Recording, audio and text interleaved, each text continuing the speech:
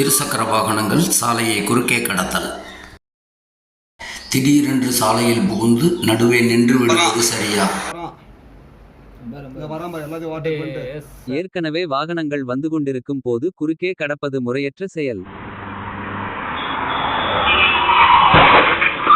நாம் மட்டும் தான் சாலையில் என்ற அறியாமை நினைப்பில் வாகனங்களை சாலையின் குறுக்கே இயக்குவது தவறு.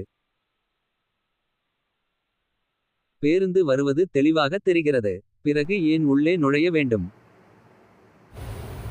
ஏற்கனவே அச்சாலையில் வரும் வாகனங்களை நின்று கவனித்து பாதுகாப்பை உறுதி செய்து அதன் பின் கடந்து செல்ல வேண்டும். இருசக்கர வாகன ஓட்டிகள் கவனத்திற்கு. எந்த வாகனமும் புறப்பட்டவுடன் 60 கிலோமீட்டர் வேகத்திற்கு செல்லாது. ஏற்கனவே அச்சாலையில் வந்து கொண்டிருக்கும் வாகனங்கள் திடீரென்று நிற்க முடியாது. ஏற்கனவே அச்சாலையை பயன்படுத்திக் கொண்டிருக்கும் ஓட்டுநர்களுக்கு இடையூறின்றி உங்களது ஓட்டும் செயல்பாடுகள் இருக்கட்டும். வாழ்க்கை வாழ்வதற்கே நின்று இரண்டு பக்கமும் கவனித்து வாகனங்கள் ஏதும் வரவில்லை என்றால் சாலையை கடந்து செல்லுங்கள்.